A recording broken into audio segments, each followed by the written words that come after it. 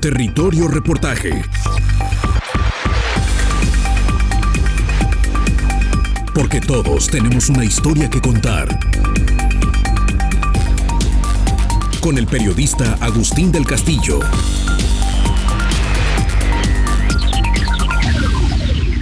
Tras décadas de planeación y de inversiones multimillonarias, ¿por qué la ciudad se sigue inundando? Es decir, ¿de qué sirvió establecer una planeación sistemática, de largo aliento y una definición de obras prioritarias, como sucedió hace casi 15 años con el Programa de Manejo de Inundaciones, PROMIAP, y con su sucesor, el Programa Integral de Manejo de Inundaciones, PIMI? Más aún, ¿no se suponía que las inversiones que se priorizaron y le generaron deuda pública al CIAPA entre los años 2017 y 2018 no apuntaban a una solución ya de fondo? El objetivo de este programa es centralmente didáctico. Le vamos a demostrar que planear sirve de muy poco si lo planeado se queda en el escritorio, que un trabajo de priorización de obras no puede ser con criterios exclusivamente políticos y de corto plazo, sino con visión de cuenca, esto es, definido a partir de cómo se comporta el agua en un territorio, que invertir 800 millones de pesos es apenas poner una cantidad mínima de dinero para afrontar el enorme problema de una área metropolitana que tiene registros de inundación sobre alrededor de 350 puntos. El PIMI, ya integradas las soluciones para el Valle de Atemajac, el asiento histórico de la ciudad, y el de Toluquilla, el espacio donde se ha dado la espectacular explosión urbana en los últimos 20 años, definió las soluciones totales en torno a 20,000 millones de pesos. El primero de los problemas para la opinión pública es que los políticos ofrecen como soluciones de fondo una nueva laguna en el Parque de El Deán, un colector más ancho en los Arcos del Milenio, un depósito de retención en el Parque San Rafael o las obras complementarias en Plaza Patria, uno de los atentados más emblemáticos en la historia de la ciudad contra la red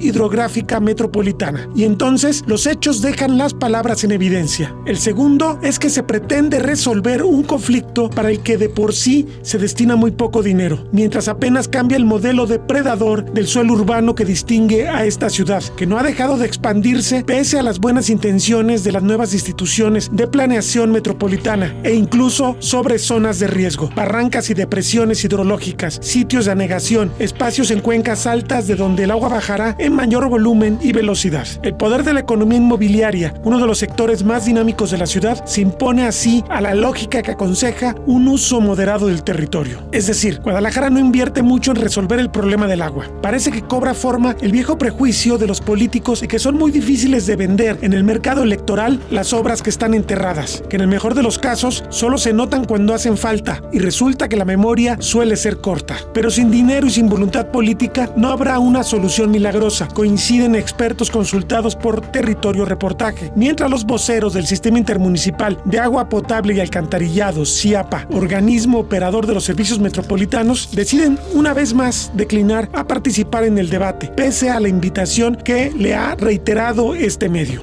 Decíamos, no existen los milagros y la inversión en infraestructura se ha minimizado. El consultor Josué Sánchez Tapetillo lo reconoce. El tamaño del problema es tal que pequeñas acciones, si hablando de inversiones multimillonarias, no logramos un efecto que se note en la solución del problema, con acciones de corto plazo y de corto presupuesto, difícilmente vamos a verlo. Se tendría que cambiar, y esto también choca con mucha de la visión que se tiene actualmente, a otro tipo de soluciones, incluso muy enfocadas a lo que el propio PROMIAP consideraba en su momento, la retención del escurrimiento en sitios como por ejemplo los parques, pero tendientes por ejemplo a la infiltración. Se habla mucho de soluciones basadas en la naturaleza. Este es un concepto que se viene impulsando desde hace ya varios años, incluso por la propia Organización de las Naciones Unidas, que ha publicado algunos manuales, algunos documentos muy interesantes al respecto. Y esas soluciones son de menor costo, aunque también tendrían que aplicarse de manera masiva para que pudiera reflejarse en un beneficio que se note, ¿no? Entonces, sí es una pregunta difícil de responder porque se tiene que pensar en abordar de verdad el problema con presupuesto y con decisión política. Uno de los arquitectos del plan original del año 2007 es el ingeniero Fernando Rueda Lujano. El consultor explica que pretender resolverlo todo con colectores es no entender la naturaleza del problema del agua. Si quieres resolver el problema de control de inundaciones, tienes que conocer la red de colectores que tienen. Los colectores son un importante patrimonio que tiene la ciudad y bueno, desde la década de los 60 se empezaron a construir colectores aquí. Hubo una visión, si tú quieres, de urbanización de la ciudad a costa de los ríos. Y eso, bueno, evidentemente nosotros siempre hemos discutido de que los ríos son muy importantes en las ciudades porque tienen capacidad para conducir 10 veces más lo que conduce un colector. Entonces, cuando empiezas a construir un colector y sobre él una avenida, los colectores se diseñan para lo que nosotros llamamos periodo de retorno de 10 años. Entonces, generalmente la Comisión Nacional del Agua, que es la institución federal, define que el periodo de retorno de un cauce debe ser 100 años, es decir, 10 veces más. Entonces, la verdad es que de los 7, 8 ríos que existían en la zona metropolitana, pues prácticamente quedan 2 o 3 que, bueno, pues están muy intervenidos, demasiado invadidos también. Y bueno, lo que es importante decir que el trabajo que hicimos fue para la cuenca de Atemajac, digamos, a la cuenca de los municipios que te mencioné, ¿no? Zapopan, Guadalajara, Tlaquepaque, Tonalá. No nos metimos a la zona del Ahogado, Tlajomulco y demás, pero sabemos que allá los problemas ahora están igual en algún o momento peor. La Comisión Estatal del Agua hizo un trabajo también sobre inundaciones para la agua, Sí. un poquito después. Sí, en ese tiempo se hizo, después de que hicimos el esfuerzo acá. Se definieron entonces para este PROMEAP acciones muy importantes. Yo recuerdo que después de la modelación matemática que hicimos, toda la red de colectores, hicimos el levantamiento tomando como referencia a lo que ya había hecho el gobierno estatal, que le llamaron Plan Metropolitano de Colectores. Empezamos a discutir el nombre. No es un plan de colectores, no se trata de hacer colectores, ¿no? Porque eso fue de las discusiones que tuvimos con los expertos internacionales. No quiere decir que no sean importantes, pero tienes que apoyarte en controles adicionales, ¿no? Como puede ser la regulación. Un colector lo que hace es resuelve un problema local y lo traslada hacia otro punto. Entonces, no es una solución que sea una panacea, así como se ha discutido también que la solución de Guadalajara, de la zona metropolitana, debería ser un emisor profundo. Yo no digo que sea una buena oportunidad, pero ya Guadalajara tuvo su experiencia yo creo que en los 70s, cuando se dijo que el colector semiprofundo que se construyó y que existe todavía y cuyo monumento está ahí en la glorieta de tránsito, fue un trabajo muy importante pero insuficiente, ¿no? Entonces se dijo que era la solución a los problemas de inundación. No es cierto. En drenaje pluvial no existen las soluciones definitivas. El investigador de la UDG, experto en manejo de agua de lluvias, Arturo Gleason Espíndola, critica que esos programas nunca resolverán el problema porque siguen basados en una visión de ingeniería hidráulica. Yo creo que PROMEAP insiste en una visión de desalojo nada más. Yo creo que ese camino no es el único. Sí creo que debe haber en algunos puntos algunas desviaciones, almacenamientos, ¿cómo se llama? Reguladores. Pero no debe ser a la apuesta de ese enfoque, ¿no? El enfoque de desalojo contra el enfoque que creemos que es el idóneo, que es la restauración de la cuenca, ¿no? Que la cuenca está ya muy impermeabilizada, la infraestructura es vieja, y entonces la salida es única, es hacia la barranca de Huentitán. Entonces lo que haga uno aguas arriba o las partes altas no va a modificar lo de abajo porque sigue siendo el mismo tamaño del hoyo para sacar todo el agua. Entonces movemos el agua en las partes altas para un lado y para otro. Sí ayudo a bajar un poco el nivel del agua, pero mando esa agua a otro tubo, a otra zona donde se inunda, ¿no? Entonces, definitivamente creo que el PROMIAP debe integrar otras visiones, o se debe llamar de otra manera, o porque creo que se llamó PIMI, después el Programa Integral, Manejo de Inundaciones, en donde fundamentalmente está esta visión de restauración del ciclo, ¿no? La infiltración, la reforestación, la participación ciudadana con la macro captación de agua de lluvia y sobre todo un manejo inteligente, digitalizado de las inundaciones a través de colectores que pueden ser monitoreados, niveles, y de alguna manera cuantitativamente manejar el agua de lluvia a nivel, sí, edificación, pero a nivel urbano de una manera más inteligente, ¿no? Hablamos en otras ocasiones de la digitalización del agua, ¿no? Esta última etapa de lo que, como tú bien mencionas, se llamó PIMI, después ya se había contabilizado más o menos una estimación de 20,000 millones de pesos para hacer las obras que planteaba de infraestructura, como tú dices, para desalojo. Con 20,000 millones de pesos, suponiendo que los tuviéramos, se podría hacer lo otro y podríamos tener resultados en un plazo razonable. O sea, podríamos empezar a ver zonas que cada año se inundan, como que cada vez tienen un problema menor, si se diera este manejo integral que tú estás planteando. Yo creo que el periodo o tiempo para resolver el problema está mucho en función en el deterioro y el tiempo que hemos pues gastado en pues echar a perder todo. No hay una solución fácil ni única, definitivamente eso lo creo.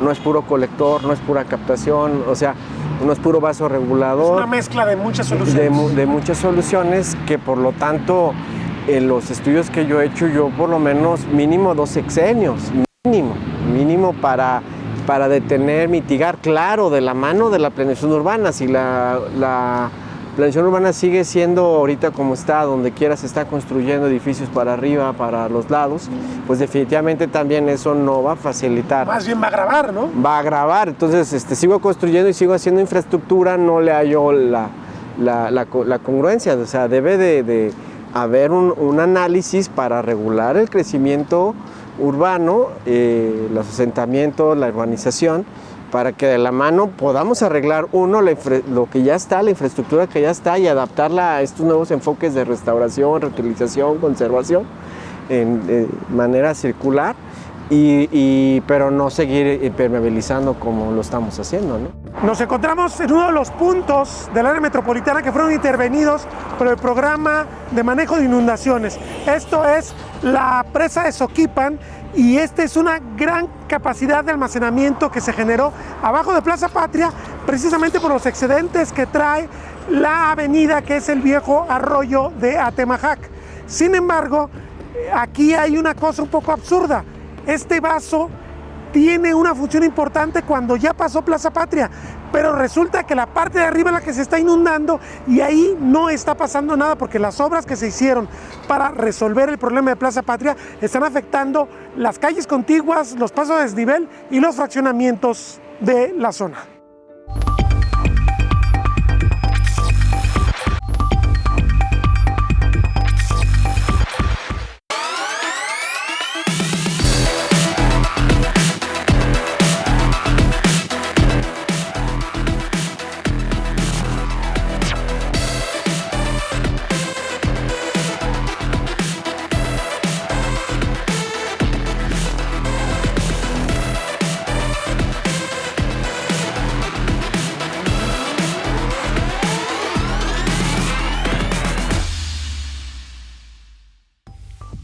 Las estaciones hidrométricas de la Conagua promedian lluvias anuales por 880 milímetros para la ciudad. Si esto se distribuye en casi 73,000 hectáreas urbanizadas, arroja más de 640 millones de metros cúbicos de agua, más de 3 veces lo que la ciudad le saca al lago de Chapala y cerca del doble de lo que se estima cae en el bosque de la Primavera. Se calcula que 70% de esa agua corre sobre superficie, es decir, desborda calles y avenidas, inunda puentes y se estanca en puntos bajos, casi 450 millones de metros. Esa agua termina en la barranca del río Santiago. Las obras realizadas entre 2017 y 2018 apenas son 8% de la inversión que la ciudad necesita para control de inundaciones.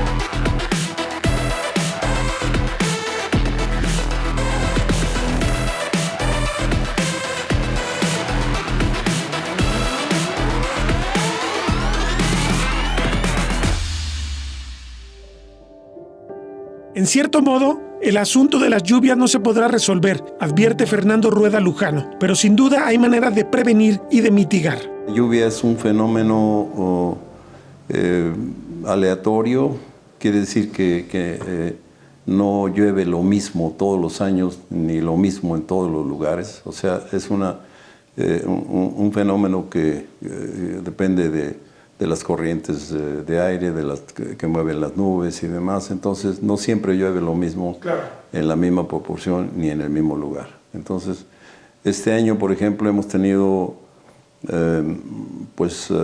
dramas muy serios, ¿no?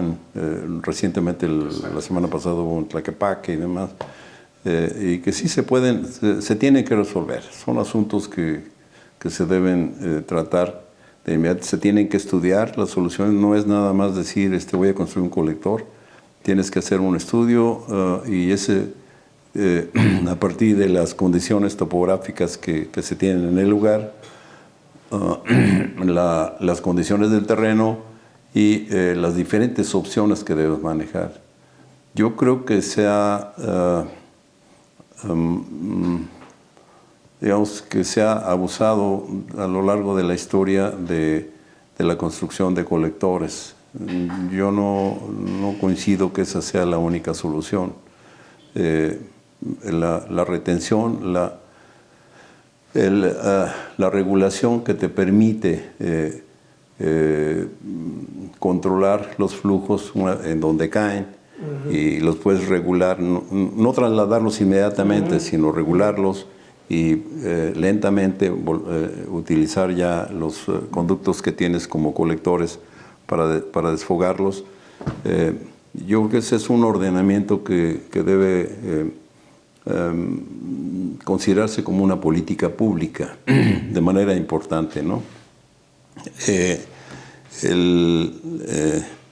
¿Cómo se hace? Bueno, con un experto amigo costarricense lo discutimos también, vino aquí a mi oficina y decíamos que las soluciones deberían tomarse como referencia a la regulación en cuencas muy pequeñas, microcuencas, no más allá de 20 hectáreas, para hacer una obra pública. Bueno, yo te diría que todavía la regulación debería hacerse no solamente a partir de 20 hectáreas, que son muy poquitas, o sea, 20 hectáreas son 20 cuadras más o menos, sí, claro, 20 manzanas. La ciudad tiene 20 más manzanas. de 70,000 hectáreas. Exacto. Sí, sí. Entonces, pero en la regulación en una obra pública debería hacerse de ese tamaño. Sin embargo, la ciudad tiene la ventaja de la Ley de Aguas del Estado de Jalisco, que establece en el artículo 86 bis de la ley la obligación de los ciudadanos como tú, como yo, de establecer regulación en nuestros predios, en nuestras casas, ¿no? Eso es algo muy importante. Entonces ya la regulación no solamente es a 20 hectáreas, sino es a nivel domiciliario. A nivel predio. En los nuevos desarrollos es lo que se está aplicando. De hecho, Oceapa y Tlajomulco y los diferentes municipios hacen como obligatorio hacer depósitos de regulación o de detención dentro de sus predios, ¿no? Lo cual es una ventaja. Ojalá que eso continúe. Eso es, el problema es de todos y la solución es de todos también. Tampoco se puede construir una solución exclusivamente desde la autoridad, pero esta debe incentivar la intervención de los particulares para alcanzar algo que ya prevé la Ley Estatal del Agua, el impacto hidrológico cero.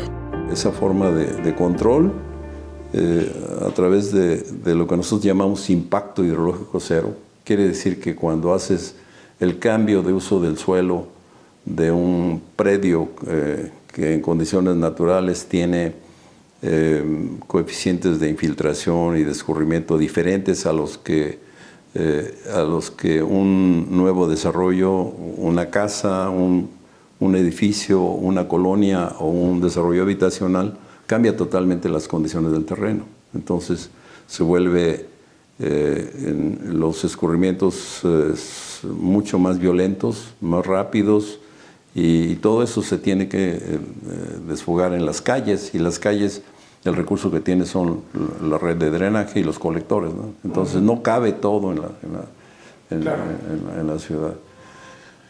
No es la panacea los colectores, no es una panacea tampoco los túneles profundos. Ahí está la Ciudad de México. La Ciudad de México tiene 3 túneles profundos. El último es el TEO, túnel emisor oriente, pero antes estaba el túnel emisor central, ¿no? Entonces, a pesar de eso, vemos en las noticias problemas de inundaciones muy serios que afectan a la ciudad. Entonces, eso lo vamos a tener siempre, Agustín. No es algo que se pueda resolver de manera súbita e inmediata, y mucho menos con obras gigantescas, ¿no? Entonces, la propuesta de nosotros es que se aplique la ley. El artículo 86 bis es una herramienta muy importante, y ojalá el Congreso pudiera pues legislar un poco más para que no solamente sean los nuevos desarrollos, sino que sean los que ya tenemos vivienda propia de 10, 15 o 20 años o 50 años inclusive, ¿no?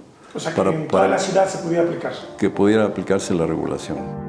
Y ve en la aplicación mínima de la planeación, definida hace 15 años, no solo un tema de políticos profesionales, sino de ciudadanos desconfiados y de recursos que condicionan los proyectos. Si tú ves imágenes de satelitales de fotogrametría de la zona alta del Arroyo Seco, que es la que baja del Coli y luego cruza el periférico, pues está totalmente invadida. O sea, los arroyos que existían ahí desaparecieron a cambio de la vivienda. Y ahora, ¿quién tiene que pagar? Pues generalmente lo paga el municipio, el gobierno estatal o qué sé yo, ¿no? Entonces, ese es un ordenamiento territorial que debió haberse dado también desde hace 50 años. Pero bueno, esto es algo que no se puede detener tampoco de la noche a la mañana, ¿no? La regulación para mí es una de las opciones más importantes para el control de inundaciones. En PROMIAP propusimos muchas obras de regulación. Una de ellas, por ejemplo, me voy a referir a la del DEAN, ¿no? El DEAN hicimos un anteproyecto y propusimos que se duplicara la capacidad del almacenamiento, y en efecto yo creo que sí se trabajó y se hizo un buen proyecto, pero no se alcanzó a duplicar la capacidad del DEAN, pero no era tampoco la única obra en la cuenca. O sea, ahí propusimos cuando menos 3 o 4 sitios. Uno de ellos estaba en el control de los escurrimientos que bajan del Cerro del Cuatro, y el canal ¿cómo se llama? Del norte. El canal del norte, pues es una obra que se hizo también hace, yo creo que debe tener 100 años, y que fue producto de una visión de control y tal vez hasta de aprovechamiento para riego, y que ese canal del norte venía hasta a terminar en lo que ahora es el canal Santa Catalina. ¿Te imaginas aquella obra que por supuesto después desapareció, y cada vez nos quedan menos espacios para el control del agua, ¿no? En la cuenca del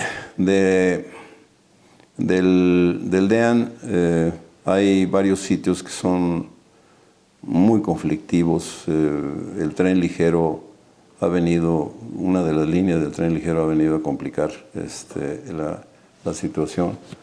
En las Islas Pantenarias, también famoso por las inundaciones, bueno, pues se pusieron tubos que no pueden detener, tubos abajo de las vías que son insuficientes para detener las los flujos que en una tormenta extraordinaria. Entonces, por lo tanto, aquello se vuelve una inundación que detiene, digamos, durante algunas horas, 4 o 5 horas, mientras se desahoga todo el flujo, ¿no? Esa es una forma de regulación también, pero no es la forma más adecuada, ¿no? Entonces, ahí en esa zona, nosotros propusimos cuando menos 2 o 3 sitios donde se puede hacer regulación, utilizando parques públicos. Desafortunadamente, los parques públicos no es fácil llevar a cabo una obra de ese tipo, ¿no? Ya lo vimos también acá en uno de los proyectos que hizo el CIAPA, que tuvo una gran dificultad con los vecinos. Pero yo creo que hay que convencer a la ciudadanía de que el problema es de todos y todos debemos participar.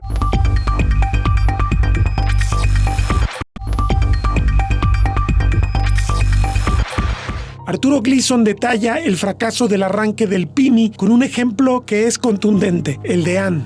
Yo lo que revisé en su momento cuando estábamos en el tema del DEAN, revisamos porque fuimos todo un equipo, es que las metodologías que utilizaron en el caso que yo revisé, que por el gobierno municipal de Guadalajara aquel entonces de ahí se apoyaba, las herramientas que utilizaron no eran anticuadas. O sea, esto es, se modelaba o el ingeniero hidrólogo tiene que calcular lo que entra al vaso, y lo que entra al vaso se calculaba como si no hubiera casas, como si no hubiera calles. Entonces, eso es un comportamiento hidrológico, y con esas cuentas ellos decían sí la armamos, pero cuando ponemos ya la traza urbana, ponemos colectores. ¿Y qué es lo que hace un hidrólogo? Tratando de simular, hace el modelo, porque nosotros levantamos las tuberías.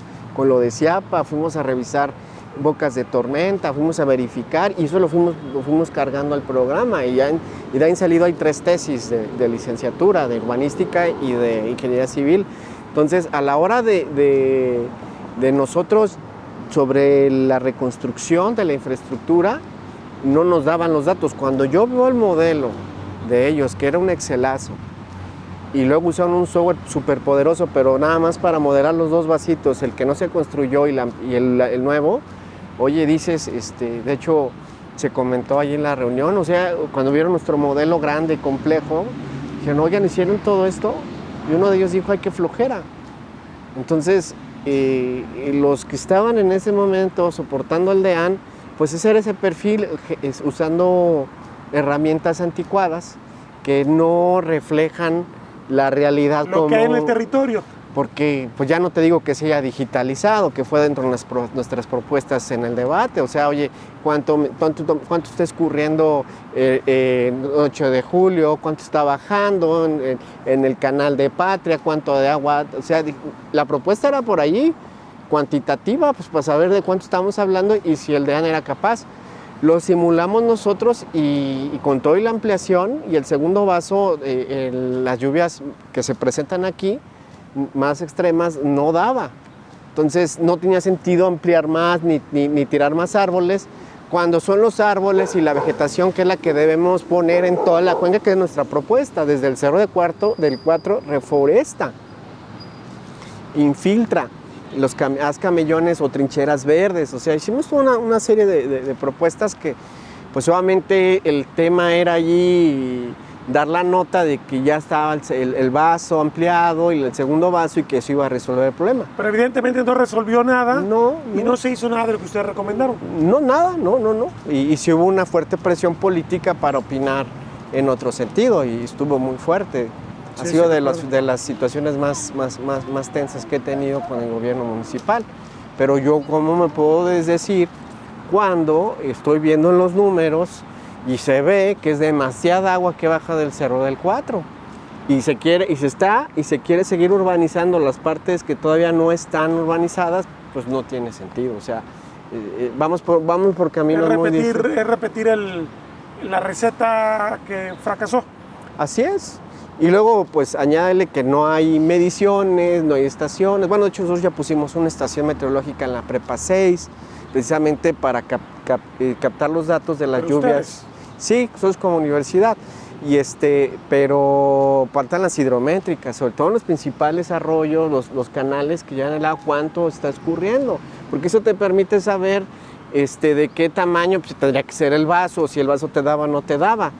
Pero al ver esa carencia de datos, esas herramientas ya no actualizadas, pues obviamente los vecinos tenían todo el derecho de oponerse y manifestar sus dudas, que después ya se vuelve un problema político porque fue una imposición a golpes de parte del gobierno municipal en aquel entonces, ¿no?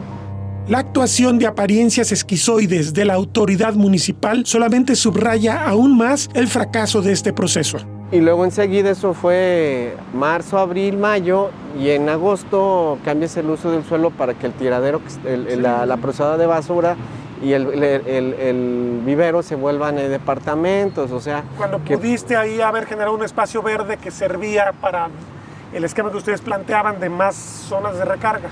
Zonas de recarga, absorción, ¿no? Pues está comprobadísimo que lo verde retiene agua y lo necesitamos que haya más evapotranspiración, que haya más infiltración. Sí, eso, ahí se perdió una gran oportunidad porque ¿cuántos espacios verdes tan grandes, aparte del DEAM, había que la planta de basura y el vivero en toda esa zona? En la zona sur, no, pues o sea, prácticamente... Para que tú pudieras manejar con eso. Se considera que el DEAN es el pulmón de la zona sur, ¿no?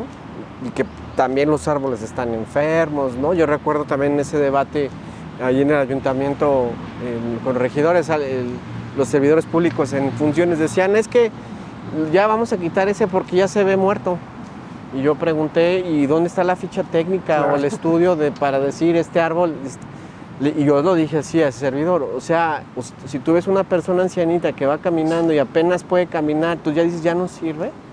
Entonces, el árbol es un ser vivo que necesita ser diagnosticado, tenía que ser cuidado, restaurado y no tumbarlo por tumbar. Se necesita un experto que dé el dictamen, no cualquier hijo de vecino.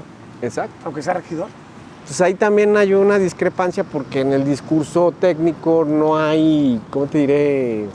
No está al nivel quienes luego asesoran a los gobernantes y con cuentas alegres pues se quieren hacer resultados, que esperan resultados fuertes, ¿no? Este de acá también, que se hizo nomás, se desvió un poco más para el fresno, el agua, pero no fue suficiente, el cárcamo que por sí, porque se ha seguido inundando. Todo lo que viene de Plaza del Sol, que viene del Coli, porque es el arroyo del Chicalote, este es el arroyo del Chicalote, o sea, te le pones enfrente, pues, y con toda la urbanización que para allá, pues obviamente no va a haber cárcamo ni colector, porque de aquí hasta la barranca, ¿cuántos kilómetros son? Solamente quisieras un drenaje profundo, que esa propuesta es mía de la licenciatura, ¿no? Agarrar por todo el Lapislázuli hasta el gobernador Curiel, luego el DEAN, y luego del DEAN hacia Medrano, y de Medrano Belisario Domínguez, como una L, ¿no? Y captar todo el oriente y todo lo sur. Pero es una obra de unos 3.500 millones de pesos y funciona. En aquel entonces yo no tenía la visión de ahora, pero en su momento era una solución para sacar el agua rápido. Yo esa la dejaría hasta el final, en caso de que habiendo toda la restauración y un análisis cuantitativo, pues a lo mejor el diámetro nos da menos porque ya mucho la absorbiste arriba. Y si tuviera que un excedente, bueno, pues plantear el tema del drenaje, pero no es que todo el drenaje la saquemos. No como solución principal, sino más bien como solución última, ya una vez habiendo agotado los otros pasos. En el Parque San Rafael también hubo el intento de imponer una obra con defectos serios de planeación. La cuenca de San Andrés es como un guarache alargado. Esta cuenca de San Juan de Dios pues es toda más amplia, ¿no? Más plana, o sea, cae el agua y tiene más por dónde irse. No, todavía en San Rafael el tema es igual, o sea, demasiado urbanizado, las velocidades son más grandes porque es más angosta y más empinada. Entonces también analizamos los estudios y los trabajos que hacían y también eran puros excelazos, o sea, no eran... ¿Qué habría pasado con esta obra? ¿En qué medida habría resuelto el problema o no lo habría resuelto? ¿Lo habría agravado? Pues mira, te hablo de un parámetro general, pero una obra de retención cuando no es bien calculada porque no hay datos, no hay una buena análisis, pues puede estar ayudando 1, 2, 3%. ¿no? O sea, no pinta con respecto al 100% del problema. Y como tú dices, está empinada la cuenca, entonces va a mandar aguas abajo el problema. Y con mayor velocidad. Entonces, pues también se impone ahí ese vaso regulador. No, el problema no está allí, sino está arriba, desde la central camionera nueva. Todo lo que hay que bajarle de volumen. Entonces volvemos a lo mismo, tumbar árboles, y allí hasta se toparon con los veneros de allí, ¿no? Que los están tirando al drenaje. Entonces, pues volvemos a lo mismo, es el inmediatismo, lo que está a la mano, es lo que el servidor público en turno pues toma como alternativa. Esto, en esencia, documenta un diálogo de sordos. El enfoque hidráulico persiste en la clase política, pero urge ser humildes todos y reconocer que la solución es multidisciplinaria. En que el enfoque hidráulico debe transitar un enfoque hídrico en función de los objetivos del desarrollo sustentable, ¿no? Que es proveer de agua y proveer saneamiento. Y los derechos humanos, que lo explica perfectamente bien, en donde si estas dos cosas condicionan la política pública, que la gente tenga buena agua limpia y no tenga riesgos, que pueda tener un buen saneamiento, y que vayamos en función de una sensibilidad hídrica al derecho humano. Una persona que siempre se está inundando, pues no creo que esté accediendo a ese derecho humano de tener seguridad. Si es agua contaminada y luego un momento dado alguien se ahoga, como ya pasó, pues se ahoga con agua sucia. Entonces, yo creo que por ahí debemos empezar y ser todos humildes y reconocer que sí, parte de la solución está en que hay que incluir tubos. O sea, yo no satanizar los tubos ni los vasos reguladores, pero la herramienta debe ser correctamente empleada, con el mayor rigor técnico y con las herramientas de primer orden, que es donde yo creo que gestionamos el agua, no sé si yo lo había dicho, como un teléfono de disco, ¿no? ¿Quién ahorita trae un teléfono de disco como los que a nosotros nos tocó? Taca, taca, taca, taca. ¿Quién? No traemos smartphones y pagamos por ahí las cuentas y en el agua no. En el agua es el Excel, el vaso nada más, la ampliación del canal. Ya cambió, ya hay otros enfoques y la misma ONU nos está pidiendo que hagamos los cambios. Entonces, la pregunta es, pues, ¿queremos cambiar o no? Ahí yo empecé la discusión y ya marcando un enfoque, pues ahora sí vamos viendo todas las ideas, pero con el rigor científico y no con la imposición.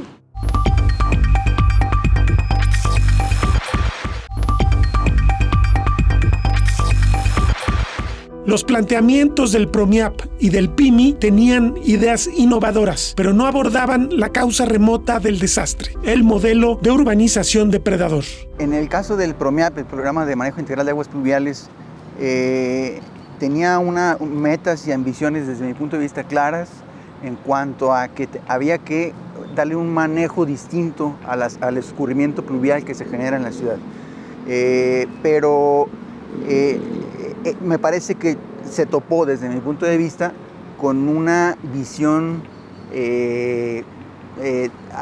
atrasada, antigua, del manejo que se tiene que hacer del escurrimiento pluvial. Es decir, venían ideas innovadoras como el control del escurrimiento. Siempre habíamos hecho el manejo de aguas pluviales a través de la captación, a través de rejillas, bocas de tormenta, y inmediatamente mandarlo a un colector para buscar deshacernos de ese escurrimiento lo más pronto posible. Esa era la visión antigua, muy tradicional. Este PROMIAP venía con ideas en el sentido de que hay que controlar el escurrimiento donde se origina, incluso desde las partes altas.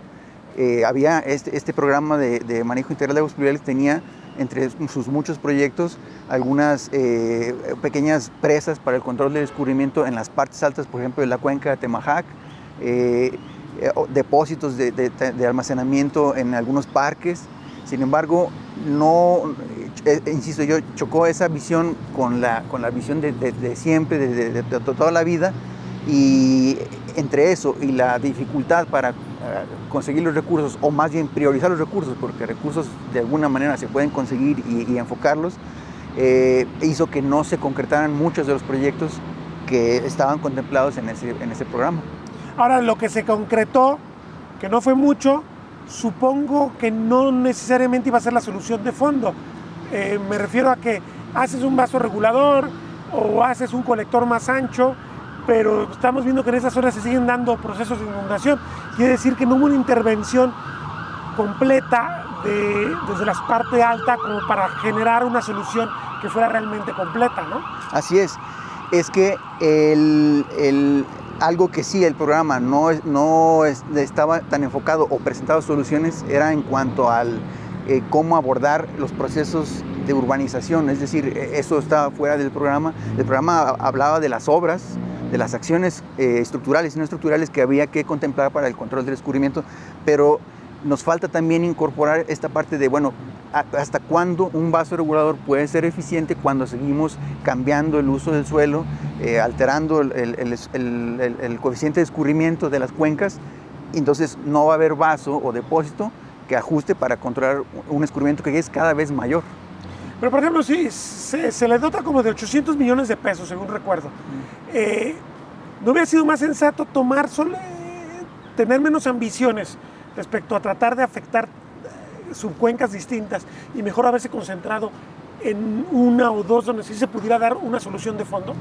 Eso pudiera ser una visión más al grano en un punto específico. El problema es que hay tantos problemas o tantos puntos conflictivos que es muy difícil que podamos pensar en que solucionando un problema nos quitemos esa visión y ese temor de la ciudadanía de toparse con un encharcamiento, una inundación a la próxima calle, a la próxima cuadra. Entonces, pero lo lamentable de esto es que ninguna de las obras creo que puede mostrar en este momento una solución de fondo. No. Y entonces la gente desconfía de lo que decide la autoridad porque dice, parece que nomás están gastando el dinero.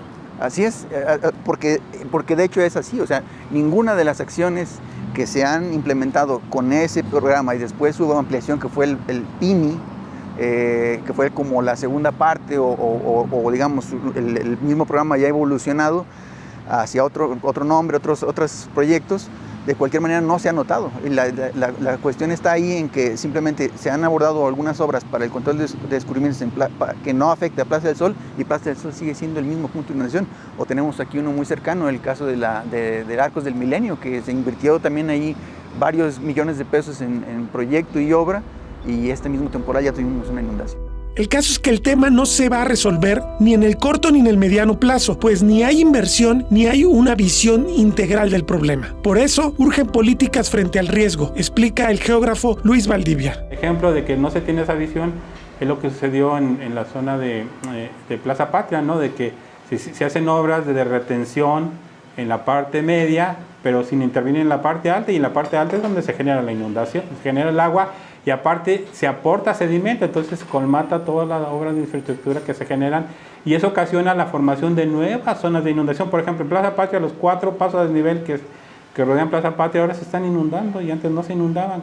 Entonces, incluso nuevas obras de infraestructura crean nuevas zonas de inundación, ni siquiera las mitigan, ¿no? Entonces, tendríamos que entrar en una estrategia de mitigación a mediano y a largo plazo, acompañado de una política de alertamiento temprano. Se tienen que coordinar los ayuntamientos para tener un grupo de reacción en el temporal de lluvias, porque estamos viendo que los pasos de nivel todos ahora se inundaron. ¿Será porque el que hizo el paso de nivel no lo entregó, no hubo mantenimiento, las bombas dejaron de funcionar, el cárcamo quedó chico, entró más agua? Pero esas son unas zonas muy peligrosas, porque ante el atasco que hay ahorita en la vialidad, la gente queda atrapada en los pasos de nivel, y en una inundación puede generarse en cuestiones de segundos, porque hay testimonios de que puede alcanzar 40 o 50 centímetros la inundación en cuestión de medio minuto, un minuto, ¿no? Entonces eso hace que el tema sea más peligroso, ¿no?, de la inundación, ¿no? Entonces más población está más expuesta a sufrir más problemas por esta situación que se volvía muy compleja, ¿no? No, entonces no sería exagerado decir que la ciudad en el tema de inundaciones nunca fue más peligrosa que ahora. Sí, correcto, porque hay más agua, hay más trampas, digamos, y hay más población vulnerable ante estas circunstancias. Entonces necesitamos tener un grupo de reacción, y se tiene que coordinar los ayuntamientos, y también tiene que haber un sistema de alertamiento temprano, ¿no? Sí, me gustaría que detallaras un poquito eso. ¿Cómo debe funcionar un sistema para que la gente que va circulando sepa que debe detenerse? ¿Cómo se le puede comunicar a la gente la alerta que implica un paso a desnivel? No sé si en otras ciudades haya este tipo de funcionamientos u otras ciudades no tienen el problema que tiene Guadalajara, no sé. Pues mira, yo no conozco la experiencia de otras ciudades, pero por ejemplo aquí se debe de implementar un semáforo, ¿no? Antes de ingresar a los pasos de nivel debe haber un semáforo. Hay un compañero que ya tiene una propuesta de hace algunos años donde se establezca un semáforo para que pues, la gente cuando se inunde pues, no pueda cruzarlo, ¿no? Y hay toda una propuesta. La otra sería, las nubes, las tormentas se forman más o menos entre 40 minutos y 1 hora. Y se ve, si se observa, ahorita ahí está el radar, están estaciones meteorológicas, debe haber un observador también en diferentes partes para poder hacer la alerta de dónde va a llover, sobre todo si es en la parte alta. Si llueve en las partes altas es la zona más peligrosa, ¿no? Entonces a través de, por ejemplo, de las redes sociales, el Waze o todas las redes sociales mandaron un... Sí, porque no ha funcionado eso esta temporada, ¿no? O sea, uno pensaría que Protección Civil debería mandar tweets y alertar a la población cuando se presenta un evento de este tipo, ¿no? Sí. O cuando se va a presentar, pues, cuando se va a presentar, que es cuando vale la pena. Sí, porque incluso el tema de alertamiento temprano, yo lo comento que se aplicaba en Guadalajara hace 60, 70, 80, 90 años, ¿no? Nuestros abuelos o los bisabuelos sabían cuando iba a llover, entonces se guarecían, se iban a su casa, no salían. Claro, ahora la dinámica social es más compleja, es más difícil que la gente se quede en sus casas por diversos motivos, entonces ahora pues, se tiene que generar primero una información adecuada y una cultura también de cómo comportarse ante este tipo de Porque a mí se me fenómenos. ocurre, en los sitios de inundación recurrente tendría que existir posibilidades para el peatón o para el automovilista para tomar una decisión rápido, no sé, alguna infraestructura que permitiera estar en un sitio más elevado, cosas con las que no cuentan los sitios de inundación para salvar la vida de la gente. Ni el semáforo, ni tampoco esta posibilidad de que, caray, me agarró en medio del...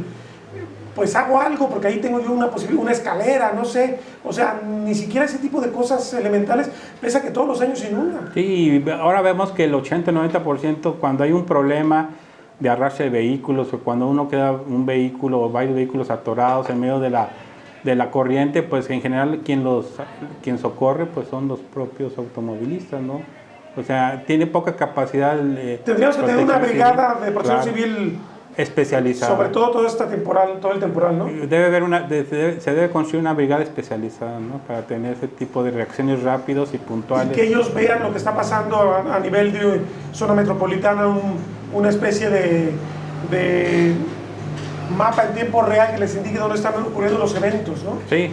Y un poco la idea de nosotros es generar un insumo que ayude a que se incorpore como una base de datos para que se tenga una radiografía más correcta de lo que está sucediendo ante una tormenta y también que pueda ser alimentado también por los automovilistas o los peatones en donde se está presentando la inundación, porque por ejemplo la inundación de la semana pasada muy severa en el DEAN, las redes sociales te mandaban a la lateral de Lázaro Cárdenas y esa es más peligrosa que incluso la parte central.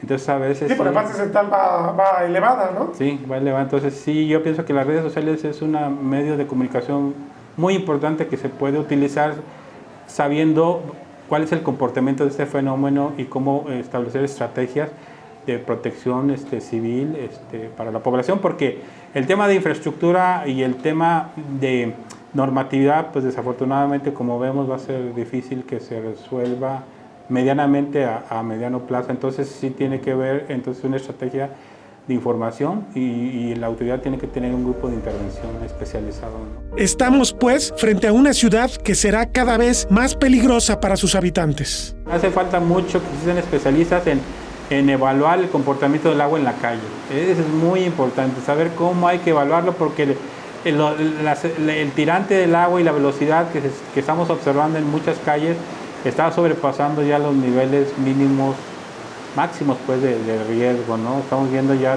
velocidades muy altas que pues, tienen la capacidad de poder arrastrar no nomás personas sino vehículos, ¿no? ¿Qué velocidades se llegan a registrar? Fíjate que ese dato no lo tenemos, no lo hemos podido calcular, pero sí hemos visto por las consecuencias de personas, arrastre de personas de vehículos en la avenida en La Paz, Avenida México, hemos visto que incluso ahí en esa zona ya ha habido arrastre de vehículos y antes no sucedía, ¿no? ¿Y eso qué significa? Que está bajando más agua de la parte alta más rápido y se está concentrando, porque las calles lo que hacen, concentran, o sea, el agua, ¿no? Y aparte hay menos rugosidad, más planas, geometrías planas, que hace que se concentre y la velocidad sea más importante, ¿no?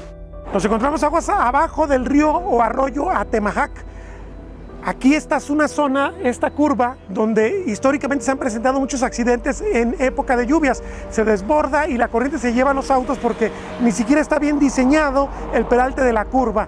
Estas tragedias que se supone que se han querido minimizar con la creación del paso regulador que existe en la parte de arriba. Sin embargo, el mal manejo de la cuenca hacia el lado izquierdo mío implica que muchos arroyos tributarios hayan sido también borrados y esto ha generado que sigan habiendo inundaciones, lo cual revela que el PROMIAP no hizo las cosas bien por no concentrar en una o dos subcuencas el dinero, la inversión y querer diseminarla en muchos puntos de la ciudad. En ninguno, podemos decir, en ninguno se resolvió el problema de las inundaciones. Territorio Reportaje. Porque todos tenemos una historia que contar. Con el periodista Agustín del Castillo.